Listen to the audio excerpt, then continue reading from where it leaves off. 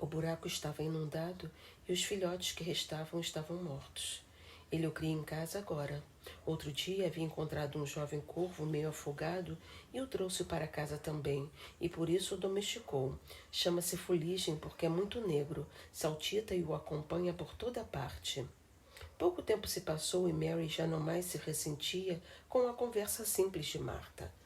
Começou até a achá-la interessante e a lastimar quando a criada parava de falar ou ia embora.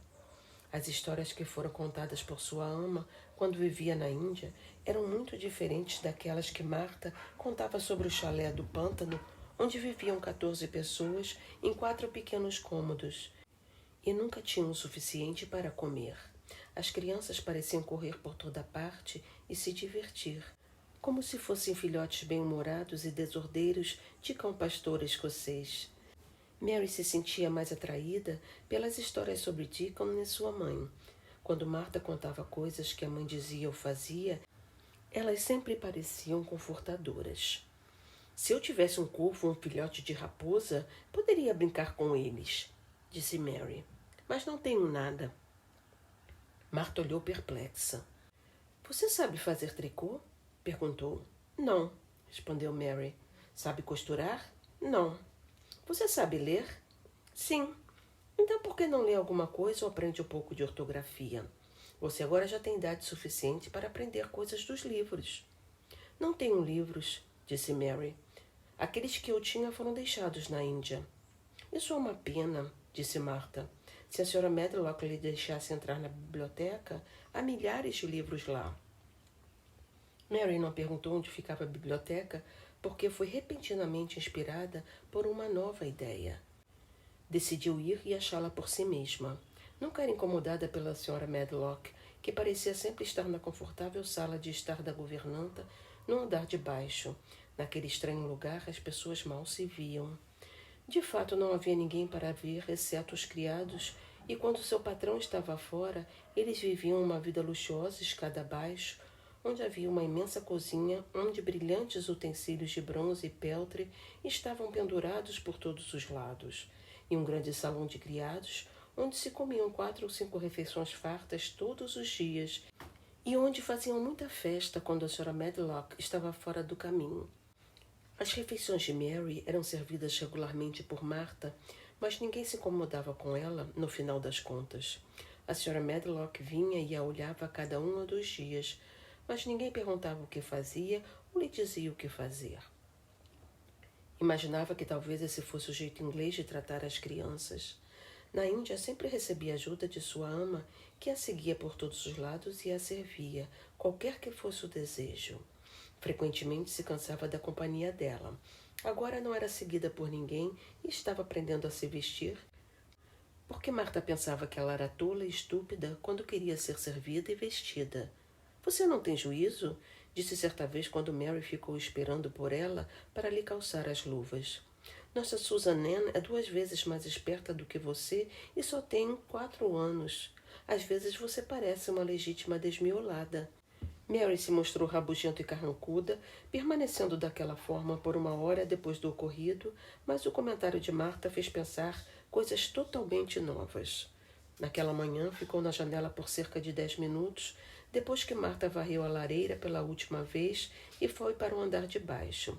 Estava refletindo sobre a nova ideia que lhe surgiu quando ouviu falar da biblioteca. Não se interessava propriamente pela biblioteca porque leu poucos livros, mas aquilo lhe fez recordar as centenas de cômodos com portas fechadas. Ela se perguntava se estavam todos realmente trancados e o que encontraria se pudesse entrar em qualquer um deles. Havia realmente 100 cômodos? O que a impedia de ir e checar quantas portas conseguia contar? Seria algo para fazer naquela manhã, quando não podia sair. Nunca fora ensinada a esperar por permissão para fazer as coisas e não sabia de forma alguma nada sobre autoridade, então não achava necessário perguntar à senhora Medlock se podia caminhar por toda a casa, mesmo que a visse. Abriu a porta do quarto, foi para o corredor e então começou as suas andanças.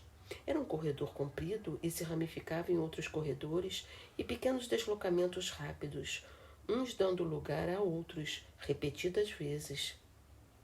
Havia portas e quadros nas paredes.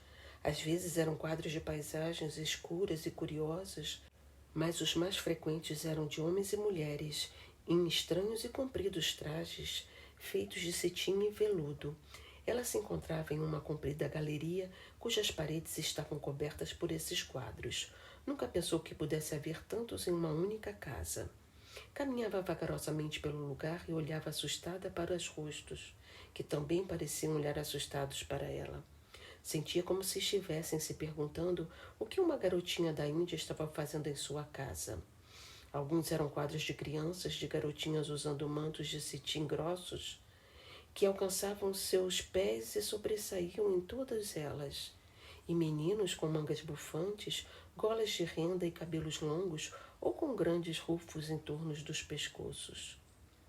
Sempre parava para olhar as crianças e se perguntava quais seriam seus nomes, para onde tinham ido e por que usavam roupas tão estranhas.